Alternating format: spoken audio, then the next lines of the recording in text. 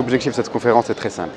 Pour nous, Amadeus, il s'agissait en tant que think tank de pouvoir venir ici au Sénégal, en partenariat avec des think tanks homologues, pour entamer un processus d'écoute des partenaires sénégalais, qu'ils soient membres du patronat, des opérateurs économiques, de la société civile, des leaders d'opinion, autour de certaines inquiétudes, voire des réticences qui se sont exprimées autour de la demande d'adhésion du Royaume du Maroc à la CEDEAO.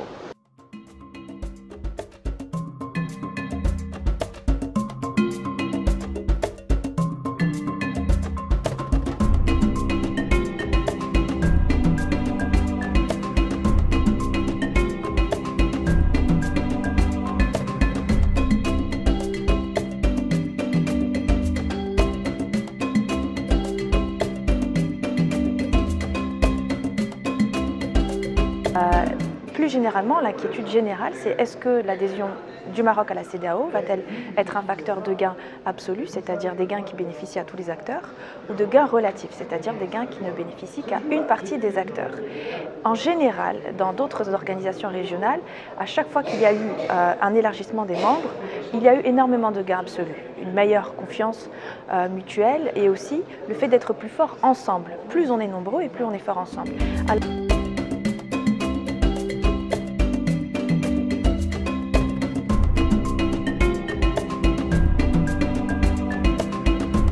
Et tout à l'heure, j'ai parlé des défis. L'enjeu, c'est justement d'identifier ces défis, de trouver des voies de solution pour que si le Maroc adhère, ça se fasse dans le cadre d'un processus de transition en douceur et qu'on ait beaucoup de succès avec peu de pertes, finalement, pour tout le monde. Et quelles sont ces...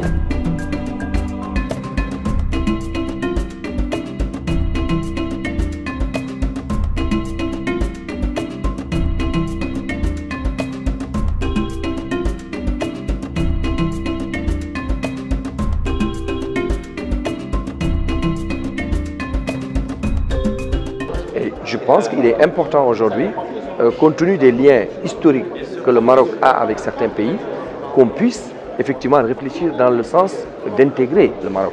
Maintenant, effectivement, il y a des inquiétudes. Ces inquiétudes, il faut les lever et je crois qu'elles sont au niveau économique et commercial. Mais je pense que l'adhésion ne doit pas se résumer seulement à des dimensions économiques et commerciales. Et je crois que c'est ça la chance que nous avons aujourd'hui de débattre, de faire comprendre aussi ceux qui avaient des inquiétudes pour qu'on les lève. Et je crois qu'on est sur la bonne voie pour y arriver, Inch'Allah.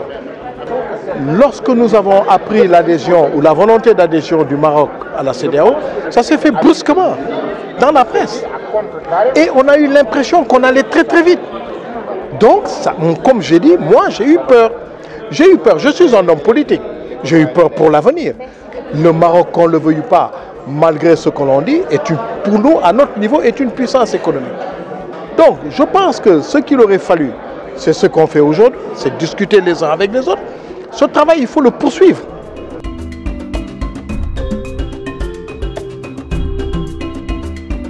Je suis heureux d'annoncer la décision de la création d'un comité paritaire conjoint maroco-sénégalais de suivi du processus d'adhésion du Maroc au sein de la CEDEAO.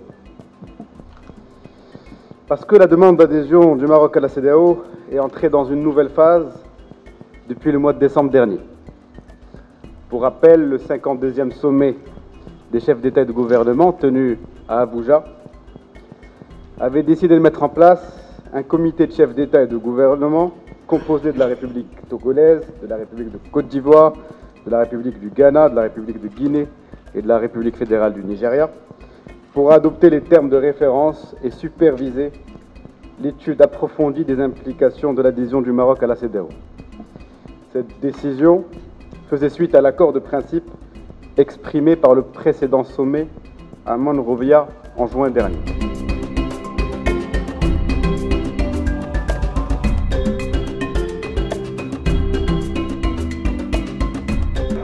Nous avons dit qu'on ne peut pas défendre au Maroc d'adhérer, d'intégrer la CEDEAO. Mais nous voulons que nos entreprises soient sauvegardées. Nous voulons que le travail décent soit respecté. Donc notre souci, c'est ça. Mais nous ne pouvons pas empêcher parce que nos deux pays sont des pays frères qui datent bien avant notre indépendance. depuis des siècles. Donc, on ne veut pas dire que nous ne voulons pas de ça. Si on veut, mais il faut y aller doucement, petit à petit. C'est un processus qu'il faut entamer avec courage, mais également avec abnégation et intérêt.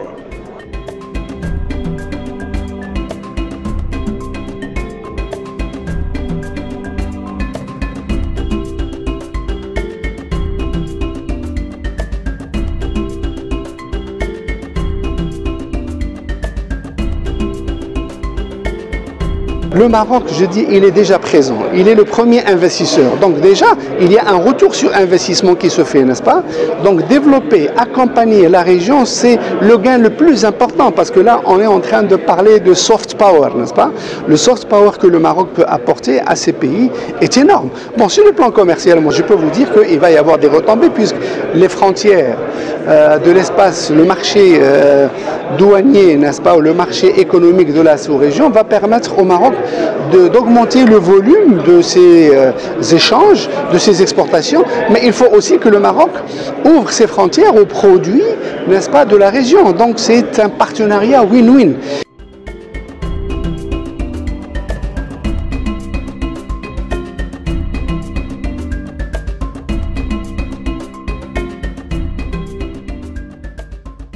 Je voudrais me réjouir de la réussite de cette première opération, de ce premier exercice qui était un processus d'écoute, de compréhension, d'échanges mutuels et respectifs autour des enjeux d'adhésion du Royaume du Maroc au sein de la CEDEAO.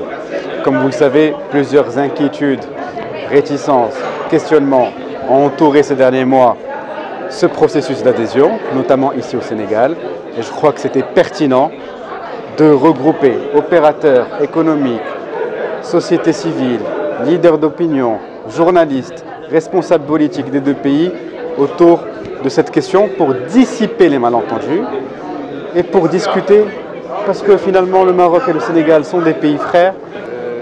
Le grand output, la grande conclusion de cette conférence, c'est la création d'un comité mixte sénégalo-marocain paritaire de suivi du processus d'adhésion du Maroc au sein de la CEDEAO pour qu'on fasse en sorte, Marocains, Sénégalais, de pouvoir dépasser définitivement les réticences et pour que le Maroc et le Sénégal, main dans la main, puissent construire ensemble cette adhésion au bénéfice de leur population mutuelle et dans le cadre de ce climat de confiance, de sérénité, de ce partenariat d'exception qui lie le Maroc au Sénégal, dans le cadre de la vision de Sa Majesté le Roi Mohamed VI, qui, comme il l'a si bien dit à Abidjan en 2014, l'Afrique doit faire confiance à l'Afrique. Et aujourd'hui, ici à Dakar, Marocains et Sénégalais ont démontré que l'Afrique devait faire confiance à l'Afrique et qu'Inch'Allah, le Maroc finira in fine d'adhérer à la CEDEAO dans un cadre optimal, un cadre au bénéfice des populations marocaines et ouest-africaines pour faire en sorte que ce futur ensemble devienne la 16e puissance économique mondiale et que l'attractivité de l'ensemble de la zone dans un contexte d'intégration régionale rappelé à Kigali à travers la signature de la zone de libre-échange continentale puisse être concrétisée par le Royaume du Maroc. Et le Maroc a démontré aussi qu'il était totalement admiratif de la CEDEAO.